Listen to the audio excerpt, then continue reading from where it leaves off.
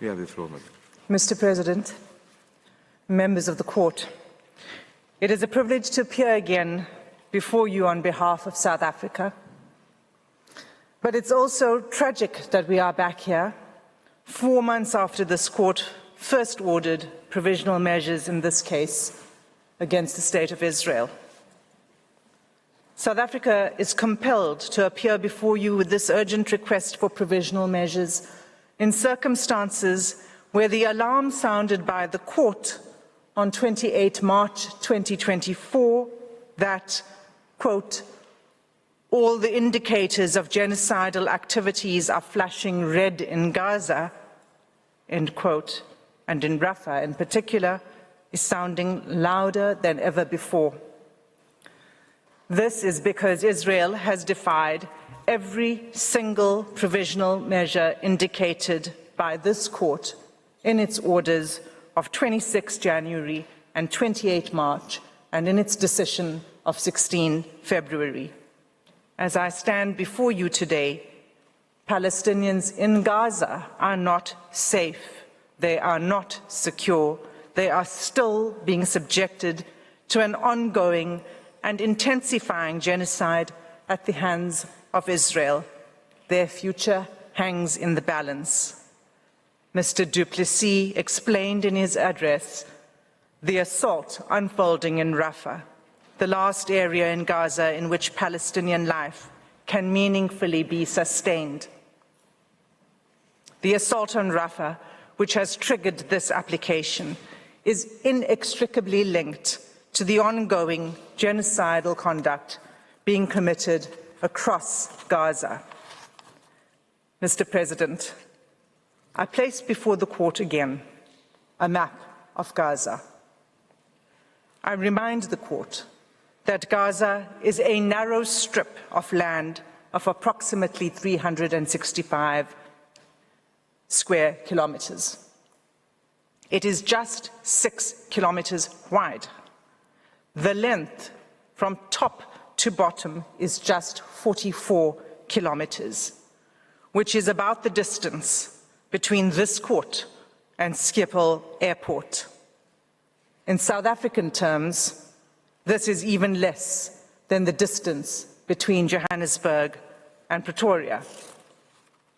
Rafah lies in the south of Gaza with an area of approximately 60 square kilometers. This time last year, Rafah was home to around 275,000 Palestinians. As a result of Israel's onslaught and its evacuation orders covering more than 3/4 of Gaza's total territory, 1.2 million additional Palestinians fled into Rafah under order of Israel as a place of last refuge. Now, Israel has issued further evacuation orders directing Palestinians to leave Rafah.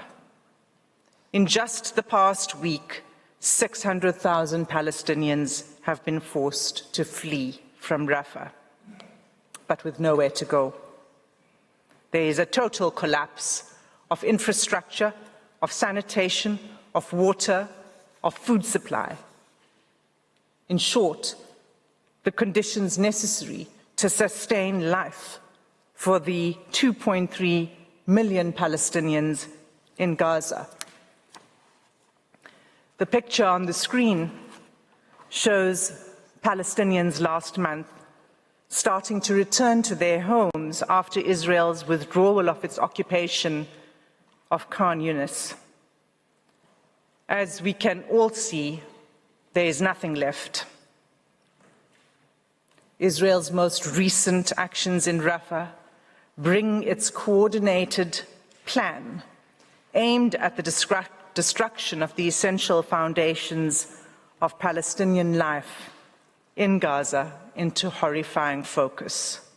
We are in the final stages of that coordinated plan, where the different actions of Israel, to use Lemkin's terminology, the systematic disintegration of the political and social institutions and the economic existence of national groups and the destruction of the personal security, liberty, health, dignity, and even the lives of Palestinians have led to the present precipice. Israel has the power over each and every Palestinian man, woman, and child in Gaza to determine if they live or how they die. History warns us what happens next. We cannot simply stand by waiting for that to happen again.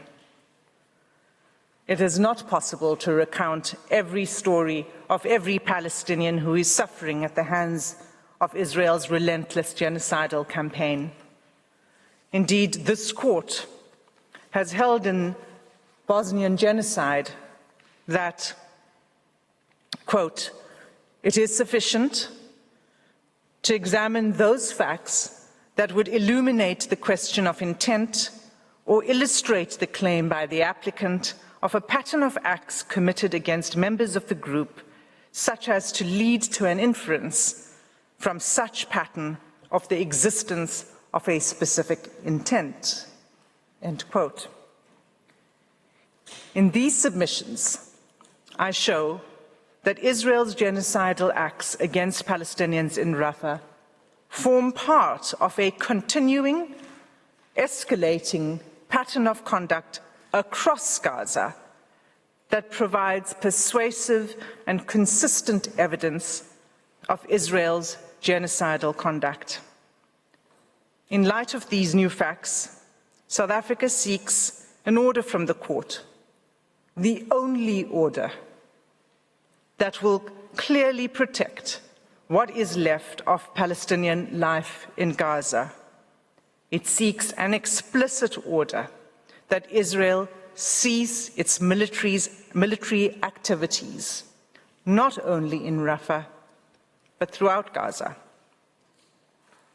Turning then to the genocidal acts, in my remaining time before you, I will highlight the following features of the genocidal campaign by Israel. First, Israel has continued to kill Palestinians in Gaza, including women and children, at an alarming rate. Second, as a result of Israel's onslaught, Palestinians in Gaza are facing what the Under-Secretary General of the UN has described as the worst humanitarian crisis he has seen for more than 50 years. Third, Israel's systematic targeting and bombardment of hospitals and medical facilities and its throttling of humanitarian aid has pushed Gaza's medical system to collapse. Fourth, Israel's direct attack and siege of Gaza's biggest hospitals has led to the uncovering of mass graves, evidencing Israeli massacres of Palestinians seeking shelter and medical treatment. Finally, most recently, Israel has intensified its attacks in the north, while pressing on with its Rafah offensive, leaving displaced Palestinians nowhere safe to go. I will take these in turn. The first feature of the genocidal conduct, killing. Since South Africa appeared before the court on 11 January 2024, at least 11,500 Palestinians have been directly killed by Israel. The majority of these casualties are women and children, in an enclave where nearly 50% of the population are children. This onslaught has occurred despite the binding orders issued by this court and the binding Security Council resolution on 25 March 2024, demanding an immediate ceasefire for the month of Ramadan. In fact, as UNICEF pointed out, a double-digit number of children were killed within hours of that resolution. 2 mothers and 4 children are killed every hour. UNRWA head Philippe Lazzarini says, "There are no words left that can do any justice to the people of Gaza. The numbers of dead and injured defy comprehension. At least 35,000 Palestinians killed and 79,000 injured, with 10,000 more reportedly missing or under the rubble. Up to 1.7 million displaced, most multiple times, and more than 70% of all housing stock in Gaza and more than 80% in parts of northern region damaged or destroyed." The second feature is a humanitarian catastrophe. Israel's coordinated plan in Gaza has resulted in a humanitarian crisis, the crisis that this court warned about in January, February, and in March. What Palestinians in Gaza face has been described as, quote, apocalyptic levels of pain and injustice, given that food and other vital aid cannot get in and people, including the chronically sick and injured, cannot get out, end quote. These apocalyptic conditions look set to worsen, with Israel's ongoing attacks on the north, middle, and south, with full-blown famine in the north, moving its way south, and where Israel's blockade on food, fuel, and medical supplies continue.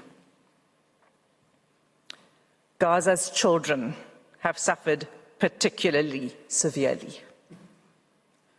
More than 14,000 have been killed. Thousands more have been injured or lost family members.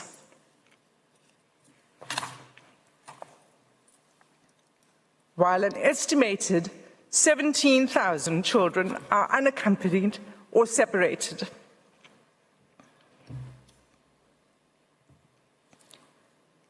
Nearly all of Gaza's children have been exposed to traumatic experiences, the consequences of which will last a lifetime.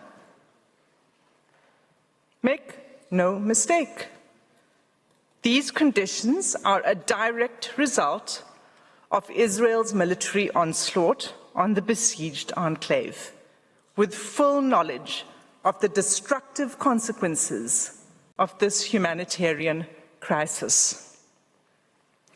In these circumstances, the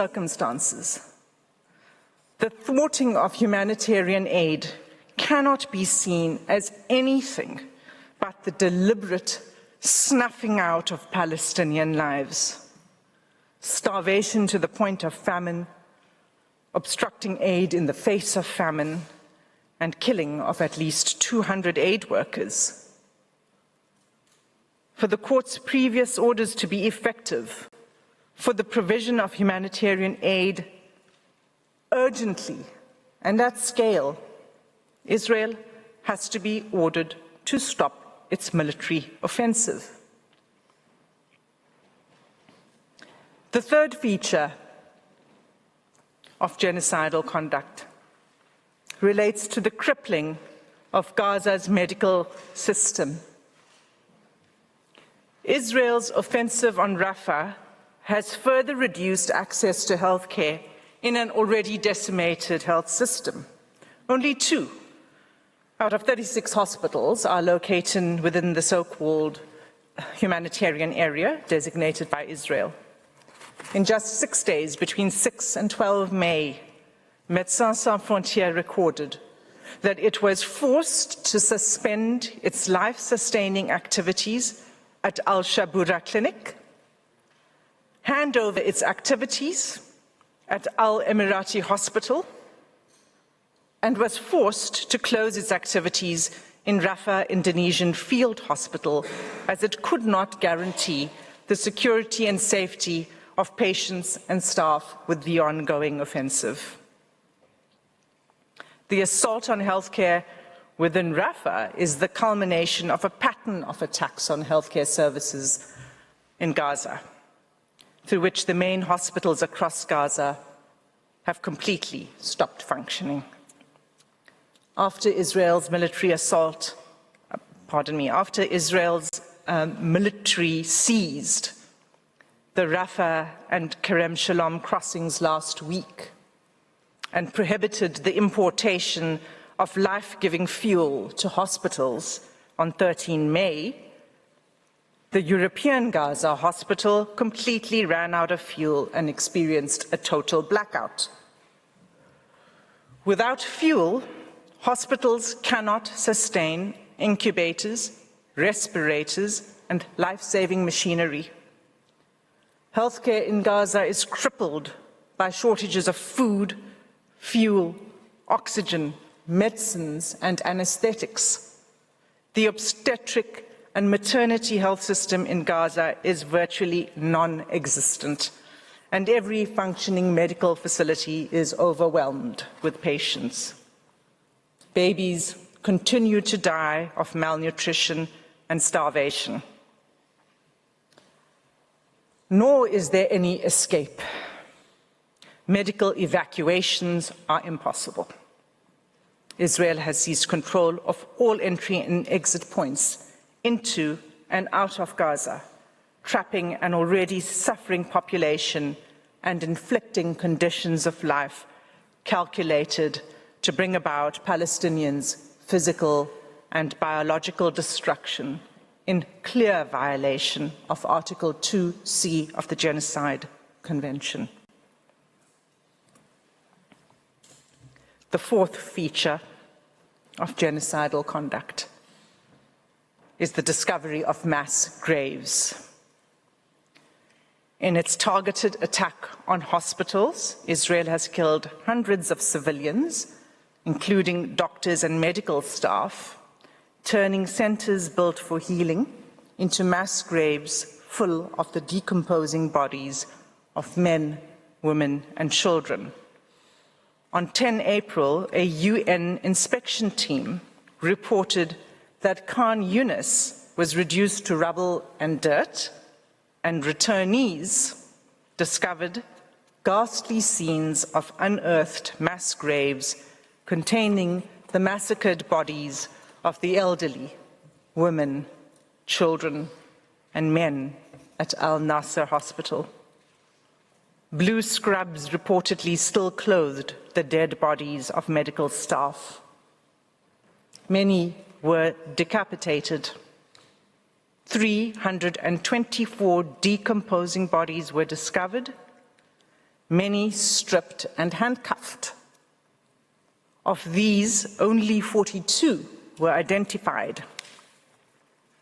Another 30 bodies were discovered in 2 mass graves in Al-Shifa Hospital, with only 12 bodies identified, prompting the UN Secretary General to call for the immediate access of independent investigators. These bodies included women and children, with many reportedly showing signs of torture and summary executions. The recent discovery of multiple mass graves, Israel's ongoing chokehold on information coming out of Gaza, and complete refusal to allow independent investigators in, means that we will not know how many Palestinians have been killed by Israel's military campaign for some time, if at all, and only if the evidence is not obliterated by Israel's ongoing military operations in what Commissioner Volker Turk describes as the prevailing climate of impunity. It is for this reason that South Africa seeks an order requiring Israel to facilitate the unimpeded access into Gaza of fact-finding missions, officials, investigators, and journalists. The fifth feature of genocidal conduct relates to Israel's intensified attacks in the north. During the past week, while our eyes and attention were drawn to the horrific acts unfolding in Rafah, Israeli tanks rolled again into northern Gaza, an area that Israel reported that it had cleared many months ago. On 11 May, Israel issued evacuation orders over 22 neighborhoods in Jabalia in northern Gaza. At least 100,000 people in the north have been forced to flee their devastated homes. That same day of the evacuation orders, Israel began a relentless assault on northern Gaza, killing Palestinian families in their homes and children near the Toba Mosque within the Jabalia refugee camp.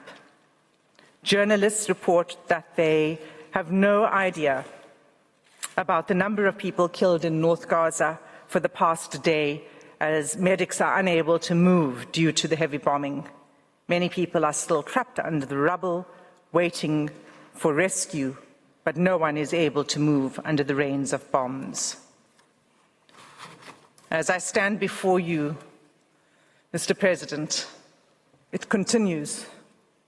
On 14 and 15 May, just yesterday, and the day before yesterday, the Israeli military issued 2 new sets of evacuation orders for all or part of 19 neighborhoods in northern Gaza, displacing even more Palestinians in search of safety.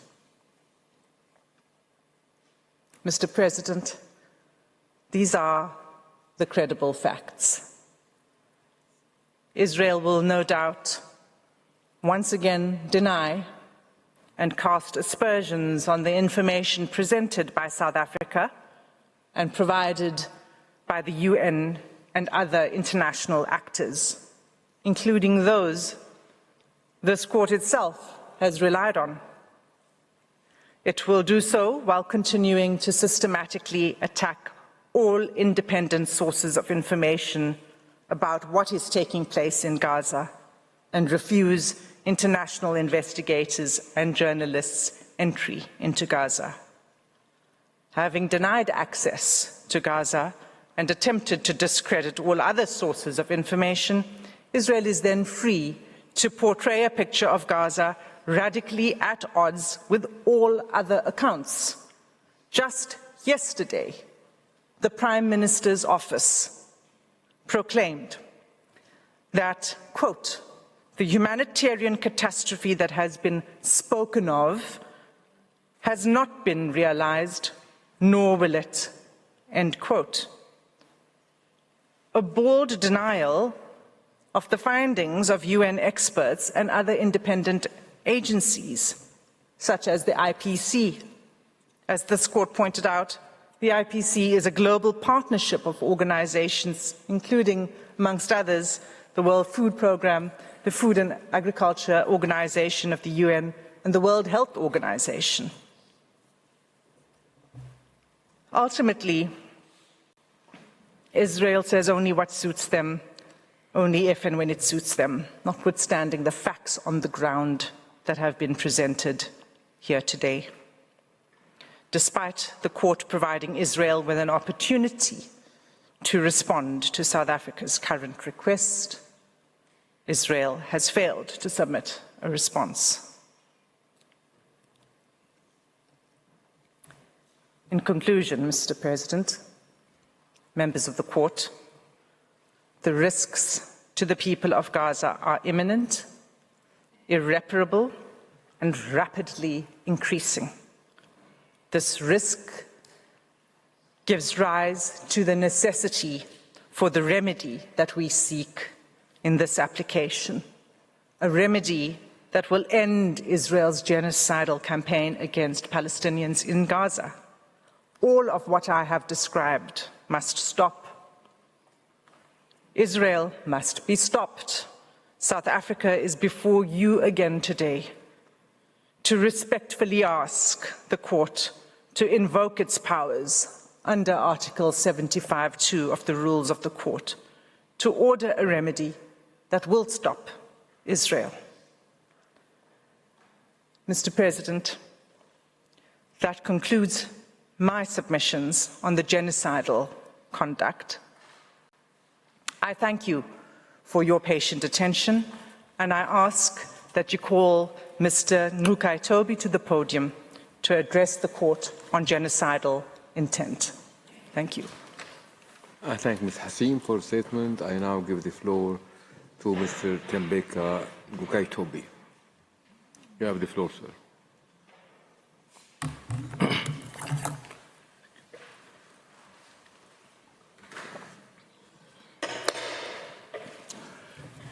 Mr. President and members of the court, it is a privilege to appear on behalf of South Africa.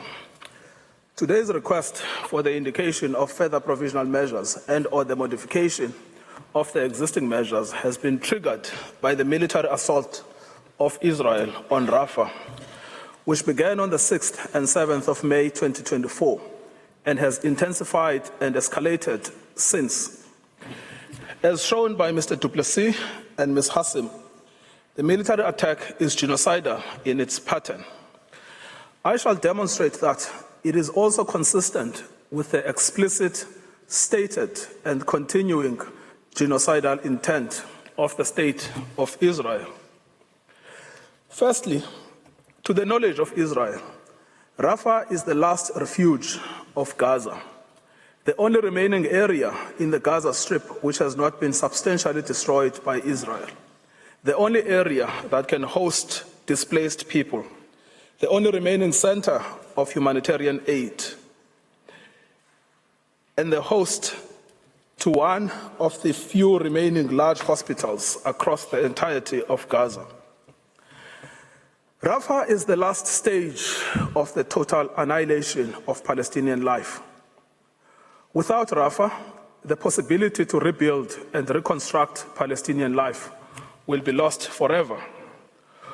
For Palestinians to continue to exist as a protected group under the Genocide Convention, they need a place from which to rebuild. As we stand here today, Rafah is that place, the last stand. Secondly, Israel also knows of explicit warnings about the genocidal consequences of an attack in Rafah. On 6 May 2024, the Director General of the World Health Organization warned that a full military incursion into Rafah will plunge the crisis into unprecedented levels of humanitarian need. On 8 May 2024, 2 days after the military attack had begun, he stressed that one of the 3 hospitals in Rafah, Al-Najjar, was no longer functioning due to the ongoing hostilities in its vicinity and the military operation in Rafah. Since the border was closed, the United Nations was prevented from bringing fuel, without which all humanitarian operations would stop. Martin Griffiths, the United Nations Relief Chief, has rung alarm bells. He has warned that the simplest truth is that a ground operation in Rafah will be nothing short of a tragedy beyond words. No humanitarian plan can counter that. The rest is detail. Palestinians do not need any more diplomatic gesturing, no more abstract words, no more virtuous condemnations and denunciations of Israel's actions. There is no more time to spare. It is simply now or never. Israel has knowledge of the pronouncements I have cited above. After all, each of them was made publicly.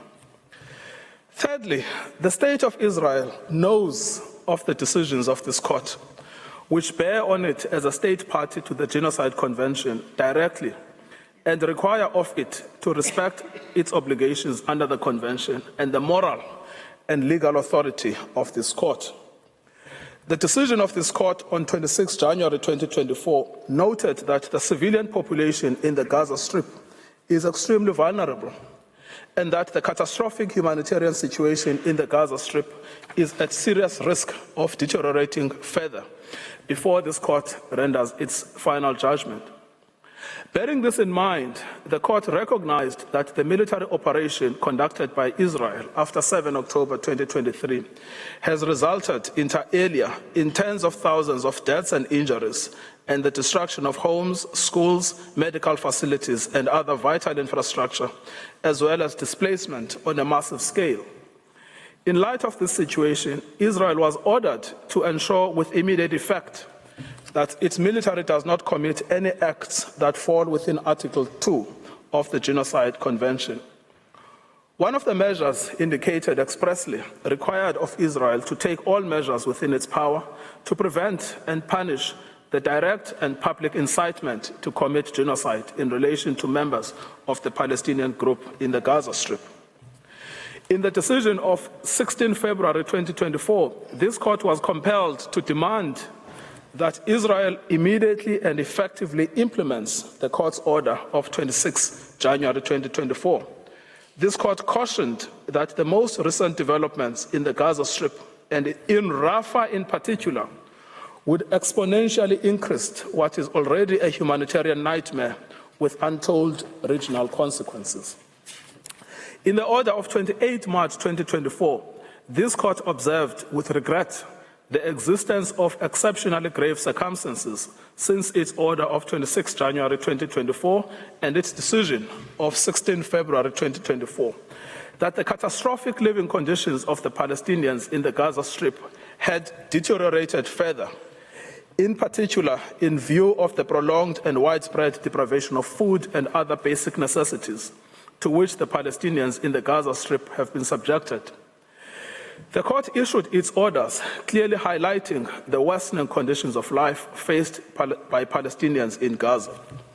Israel was ordered to ensure with immediate effect that its military, through any action, does not commit acts which violate the rights of Palestinians under the Genocide Convention. So far, Mr. President, what I have said is not inference, not imputation. It is direct knowledge which bears on the state of Israel, its political leaders, and the members of its army. They know about Rafah and its centrality to the sustenance of Palestinian life at the present moment. They know the views of the organs of the United Nations about the consequences of a military attack on Rafah. They know what this court has ordered on each of the 3 occasions I have referenced. Yet, Israel's leaders have continued to incite genocide and to express their own genocidal intent. In doing so, not only has Israel ignored its obligations as a state party to the Genocide Convention, it has also treated this court with contempt and threatened the rule of law. Let me demonstrate this. Members of the Israeli Ministerial Committee on National Security Affairs and the War Cabinet have simply continued with incitement to genocide. First, the Israeli Prime Minister, Benjamin Netanyahu, who is a member of the War Cabinet and the Security Cabinet, has gone beyond any reference to Hamas alone. Instead, he has described Israel's aims in the military assault as being to ensure that Gaza will never again constitute a threat to Israel. He describes Israel's objective as being to achieve total victory, underscoring that no force in the world will stop us. We will stand alone, emphasizing that Israel will fight with its fingernails. Second, the Israeli Minister of Defense, Yoav Gallant, a member of both the War Cabinet and the Security Cabinet, has made it clear that Israel is taking apart neighborhood after neighborhood and will reach every location in Gaza. Third, the Israeli Minister of Finance, Bezalel Smotrich, a member of the Security Cabinet, has asserted in terms, there are no half measures. Rafah, Deir al-Balah, Nusrat, total annihilation. He goes on to say, we are negotiating with the ones that should not have existed for a long time. For Israeli members of cabinet, it is as if there is no court order which binds them. They are not the only ones, regrettably. In an interview broadcast on Israeli television on 3 May 2024, the vice chair of the international arm of the Likud party, the party to which the Israeli prime minister belongs, stated, I think we needed to invade Rafah yesterday, to go in and to get them. There are no uninvolved. We need to go in and kill and kill and kill. We need to kill them before they kill us. Taking their cue from the politicians, the Israeli army officials have followed suit in entrenching the incitement to genocide and showing their contempt for this court. The Israeli Army Chief of Staff, Lieutenant General Herzi Halevi, stated following the Israeli Army siege and destruction of Al-Shifa Hospital in March 2024, here is the realization of an impressive strategy. There is a very, very important message here. A hospital is not a safe place. He described the operation as a very high achievement. That is notwithstanding eyewitness reports of hundreds of civilians having been killed by Israeli troops in the hospital, including patients shot dead in their hospital beds. Mass graves and hundreds of Palestinian bodies were found following the withdrawal of the Israeli army from Al-Shifa Hospital, including bodies with cannulas in their arms, some with their limbs tied. Brigadier General David Bar Khalifa, commander of the 36th Armored Division of the Israeli Army, issued a letter to Israeli soldiers about to deploy in Gaza, exhorting them to continue the killing of Palestinians. What has been will be no more. We shall go out to it in war. We shall pulverize every accursed plot of land from which it came. We shall destroy it and the memory of it. Brigadier Khalifa has faced no investigations, nor has he been relieved of his command. This is despite the explicit order of this court for investigations into cases of incitement to genocide. Brigadier Khalifa was in fact promoted to the rank of major and the head of the Israeli Army Personnel Division. Similarly, when 130 senior officers in the Israeli army penned a letter calling on Israel's war cabinet to not allow humanitarian supplies and the operation of hospitals in Gaza, they were not charged with incitement or prosecuted. One of the officers would later be named as involved in the killing of World Central Kitchen workers. Genocidal rhetoric is not punished, but rewarded by the Israeli government.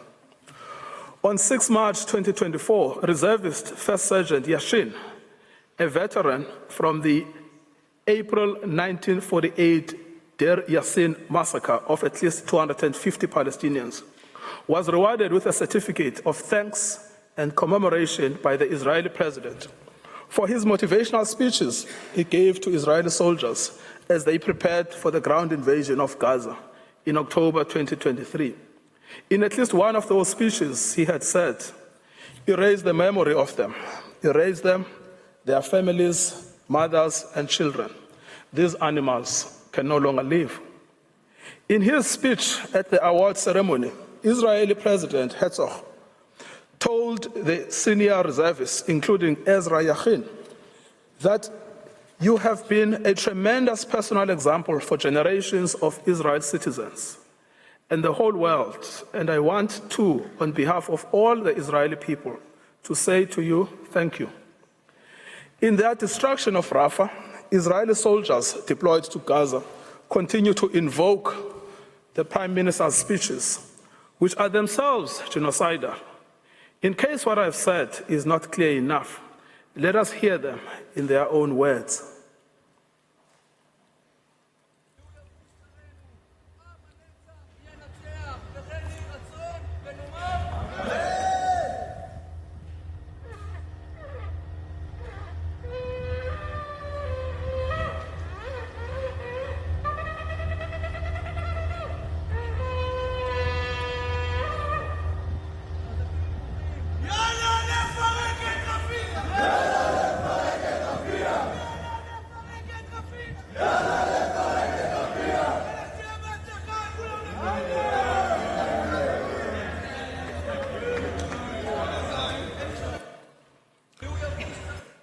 The destruction of Gaza and Palestinian life is understood by commanders and soldiers, as the video shows. An Israeli soldier from the 9203 Battalion commented as follows on photographs and footage he posted online of Palestinian homes and neighborhoods in Khan Yunis completely destroyed by the Israeli army. This year, we were honored to fulfill the command of the annihilation of Amalek, and may we finish the job. Such language continues to be widespread alongside calls by Israeli soldiers on the ground to conquer Gaza, to flatten Gaza, to erase Gaza, to destroy Gaza, and after that, Ramallah also. Israeli soldiers serving in Gaza continue to openly call for the deaths to Arabs, declaring, "May you burn alive," that Gaza is burning, that we will burn your mother, and that all of Sajaiya will burn in flames. The aims of Israel is to do no less than what its own Minister of Finance has stated. That is to ensure the total annihilation of Palestinians that will erase the memory of Amalek. He has also called for Rafah to be completely conquered, and the sooner, the better. Israel's genocidal intent continues to receive support and endorsement at the Knesset. As Tali Gottlieb, a member of the Knesset and the Prime Minister's party, has stated, to attack Rafah, as we attacked in the Northern Strip, unlike the responder, intentionally, not specifically addressing, but rather the entire Rafah system, to attack mercilessly from the air, instead of turning an eye to the Hague court, turn an eye to the people of Israel. Public statements such as this show that even members of the Israeli parliament are fully aware of the orders of this court, but have continued to openly incite genocide without censure. Such sentiments are also widely expressed across Israeli society. Many Israelis, including Israelis living in illegal settlements in the West Bank, have actioned statements by government officials calling for the denial of aid to Gaza by destroying food aid on its way, including setting trucks on fire, putting sugar in tanks, and destroying the food itself. Israeli public officials, including singers inciting to genocide in Gaza, have had their incitement rewarded. One singer who popularized and adapted to Israel's current military operations in Gaza the racist Israel football chant, "May your village burn," changed it to "May Gaza be erased," and singing it to Israeli soldiers in live performances, was presented with a certificate of appreciation for his work for the IDF soldiers during the war by the Deputy Speaker of Knesset, hosted by Israel's Minister of Social Equality and the Advancement of Women. Another singer referenced by South Africa before this court in the January 2024 application for his call to erase Gaza and not to leave a single person there has similarly been rewarded. Both were brought to the attention of Israeli authorities in South Africa's application and pleadings before this court. Neither of them, nor any of the other Israeli officials and civilians inciting to genocide against the Palestinians have been prosecuted, much less punished. The genocidal acts described in South Africa's application were foreseen and foreseeable from the onset. Israel's intent was always to destroy Palestinian life and to wipe them off the face of the earth. Rafah is the final stand. Without Rafah, there is no more Palestinian life in Gaza to speak of, no more Palestinian identity, and no possibility of reconstruction. Mr. President, the rule of law can only survive through the orders of this court. If the rule of law is to have any meaning, let it be today and with this case. It is no longer enough to order unhindered access to humanitarian aid when it is in fact the military operation in Gaza that is preventing it. It is no longer enough to encourage compliance with the peremptory precepts of the Genocide Convention when Israel's deliberate contempt for the international rule of law has been so plain and so public.